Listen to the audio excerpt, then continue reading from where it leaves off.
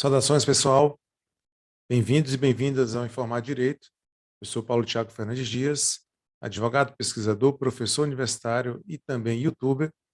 E estamos iniciando mais um episódio aqui do canal. Logo, peço novamente que vocês nos ajudem com aquele compartilhamento, com a curtida, com os comentários, enfim. Vocês sabem que sem esse tipo de auxílio, canal nenhum vai para frente no YouTube.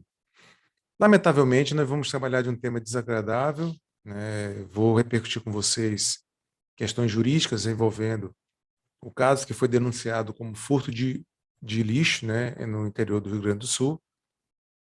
E ao final, peço que vocês fiquem, né, até o finalzinho do vídeo, porque eu pretendo trazer um relato familiar que diz um pouco assim do quão esse tema é relevante para a minha história também como ser humano.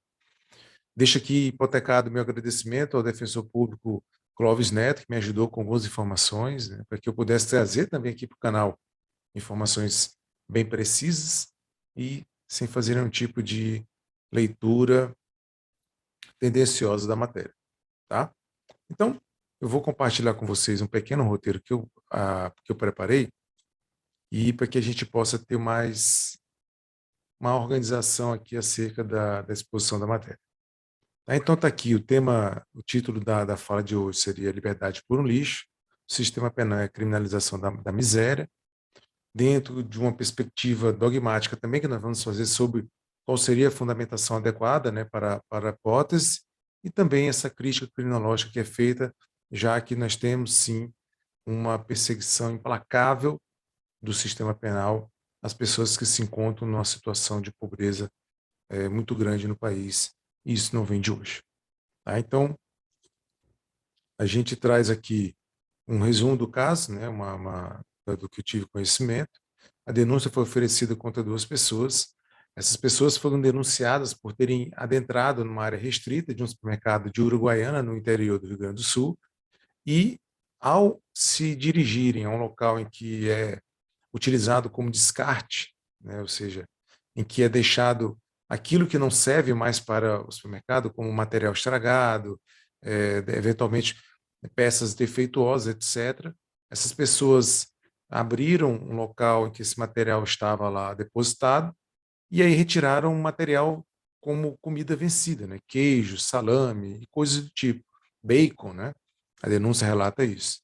Então, houve toda essa retirada desse material e, curiosamente, até a denúncia se esforçou para tentar extrair um valor econômico, né? Parece que, somando todos os produtos estragados que foram retirados pelos denunciados, eles chegariam a um total de R$ 50. Como que você estabelece um valor econômico para algo que não tem mais valor econômico, que é o que nós vamos falar hoje? Além dessa denúncia pela prática de furto, os sujeitos também foram denunciados por uma suposta corrupção de menores, porque, na hipótese, também um adolescente, em conjunto com os denunciados, estava participando dessa retirada, né, dessa subtração de lixo do interior ali do supermercado. A denúncia foi proposta oferecida pelo Ministério Público, então, né, já que nós estamos diante de um crime de ação penal pública incondicionada, a denúncia foi aceita pelo Judiciário, até aí também nós já poderíamos discutir uma possível rejeição preliminar da denúncia, enfim, mas ela chegou a ser absolvida sumariamente, os sujeitos, né, os denunciados foram absolvidos sumariamente diante da atipicidade da conduta por conta do reconhecimento do princípio da insignificância. Entendo que não seria o fundamento mais adequado, mas vamos chegar lá. Além disso, vou voltar aqui rapidinho, após, né, a absolvição sumária, insatisfeito, o representante do Ministério Público interpôs o recurso de apelação que deu origem às contrarrazões que foram apresentadas pela Defensoria Pública e que tem circulado, né, justamente essa imagem aí das contrarrazões apresentadas pela Defensoria Pública daquele estado, e a parte em negrito, ela fala por si só, né? Quando o defensor Marco Antônio diz o seguinte: tristes tempos em que lixo, alimento vencido, tem valor econômico e o Ministério Público se empenha para criminalizar a miséria e o desespero das pessoas em situação de extrema vulnerabilidade. Mais do que a preocupação em extrair algum valor econômico, né, para algo que não serve mais para nada, o que nós devemos nos incomodar realmente é com a situação de pessoas que estão recorrendo a alimentos impróprios para consumo para que possam saciar a fome. É isso que deveria chocar. É isso que deveria incomodar. Não um pseudo-sentimento de combate a uma impunidade que nós sabemos que ela é mais fantasiosa do que real. É isso que talvez a gente deva se perguntar de como nós não nos impactamos mais com esse tipo de situação, e pessoas que estão precisando de alimento estragado, de alimento não adequado para o consumo, pessoas que estão comendo osso, enfim, e mesmo com toda o debate em torno disso, você vê aí o sistema penal se ocupar justamente de aumentar a situação de miserabilidade dessas pessoas. Porque se você acha que prendendo essas pessoas a situação socioeconômica delas vai melhorar, você está completamente enganado. E também estaria enganado aquele que entenda que nós estamos diante de um caso excepcional, um caso totalmente isolado. Não é.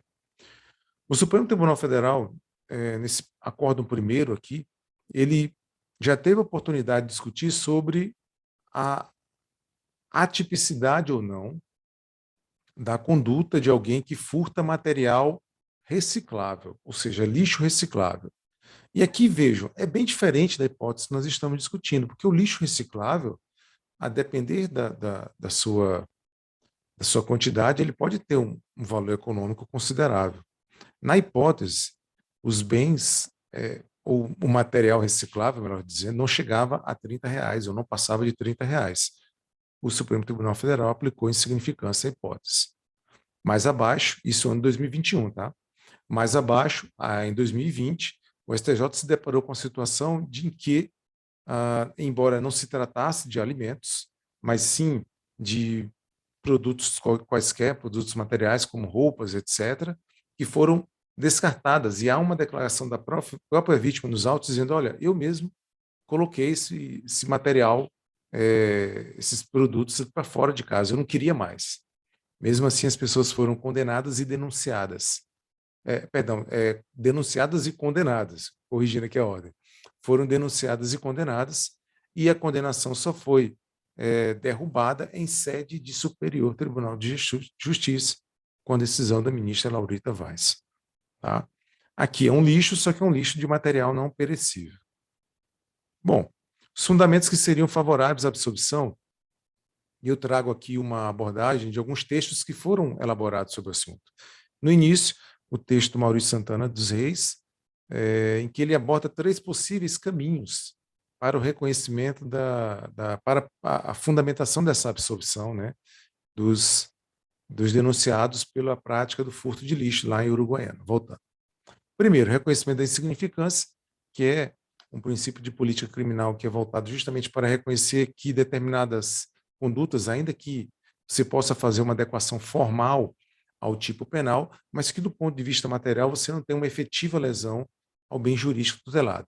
No caso, nós estamos falando de bem jurídico propriedade material.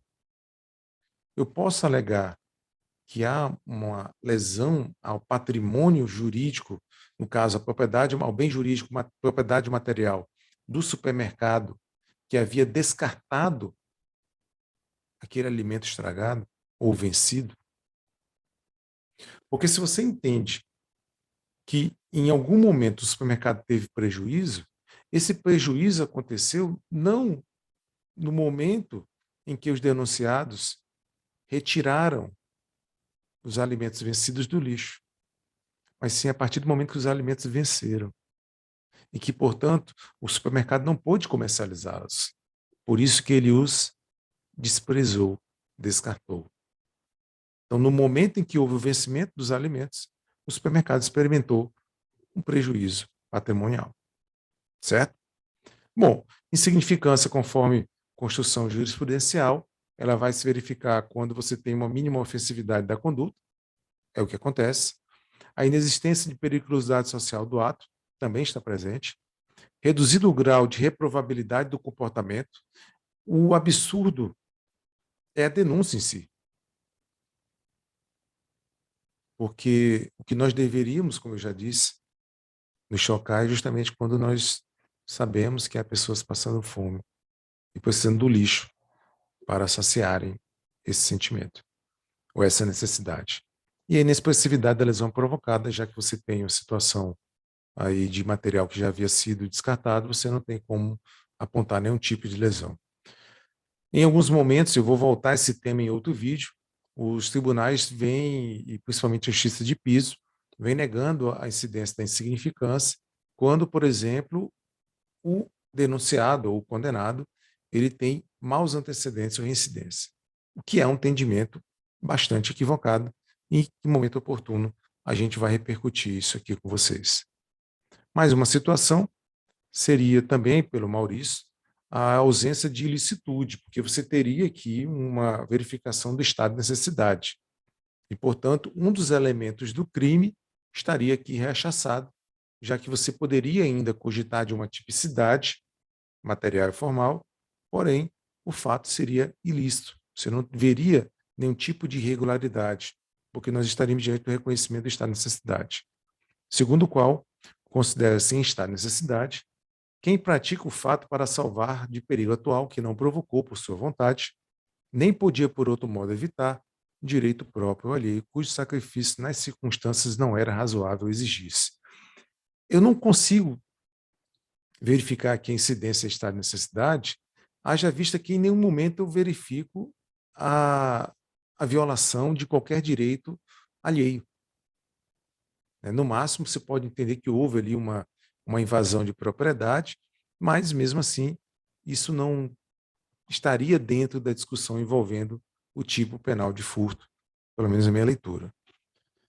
Outra situação que ele traz também seria a tipicidade por ausência de uma elementar do crime de furto, que é justamente objeto material, que seria propriedade material aqui envolvida. A coisa, objeto de subtração, ela precisa ter o quê? Precisa ter valor econômico, precisa ter relevância econômica.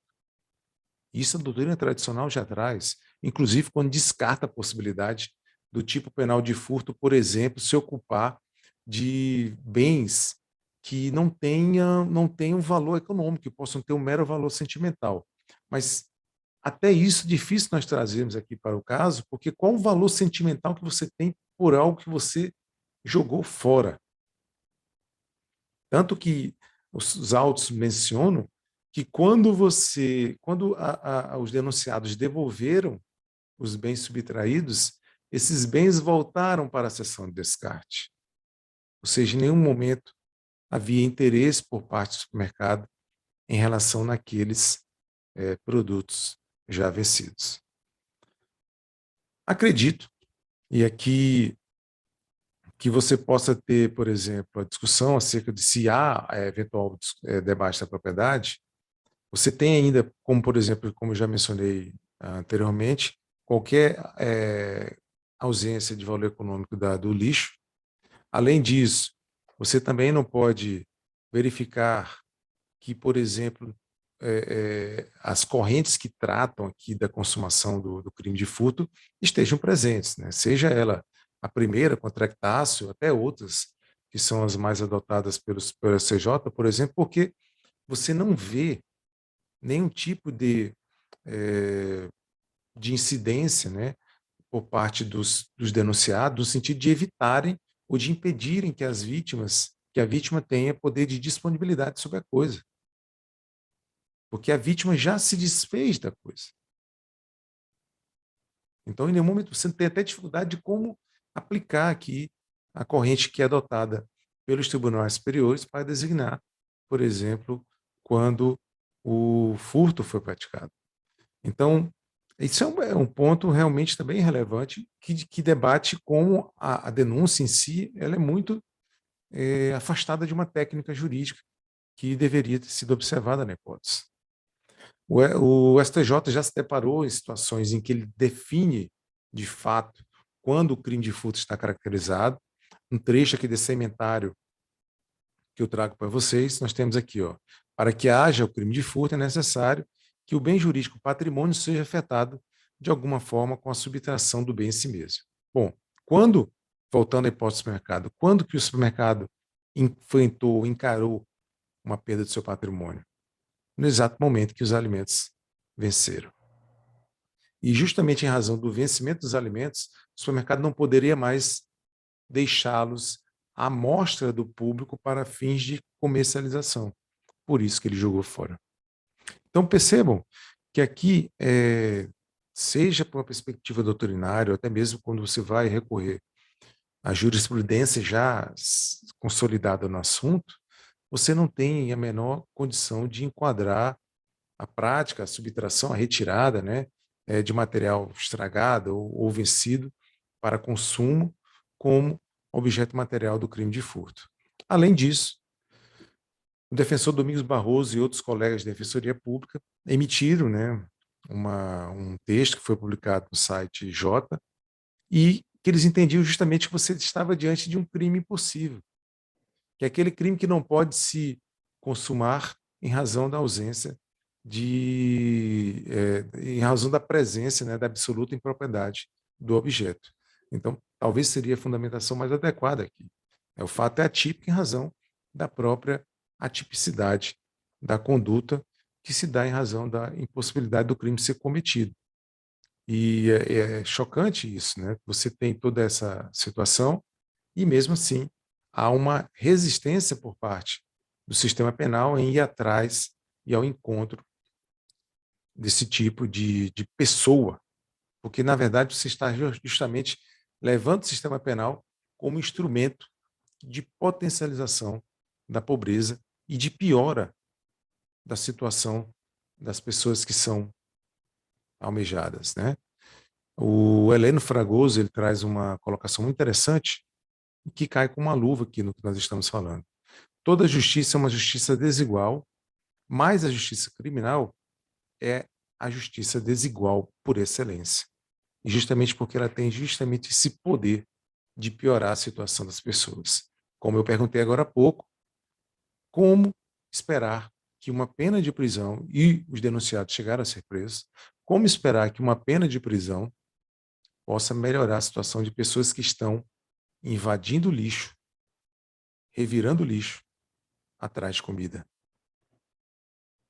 Como esperar isso? Tá? Eu vou encerrar aqui o compartilhamento. E como eu havia adiantado, uma situação bem pessoal, né?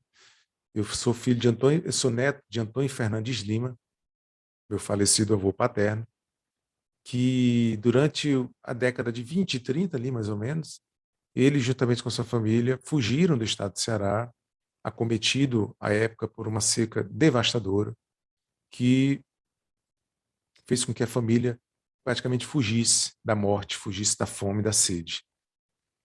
Por volta dos 11 anos de idade, meu avô já não tinha pai, já não tinha mãe, e praticamente vivia em situação de mendicância. Meu avô, depois de alguns anos perambulando por esse nosso país, chegou ao estado do Maranhão. E, mais um tempo depois, ele chegou ao município de Montes Altos, que ainda era um povoado de Imperatriz. Quando chegou a Montes Altos, em situação calamitosa, ele foi socorrido por um grupo de pessoas e dentre as quais estava minha avó, Ofisa Araújo, que juntamente com outras amigas foi atrás de leite materno para poder alimentá-lo e também ajudá-lo no sentido de recuperá-lo, já que ele se encontrava doente.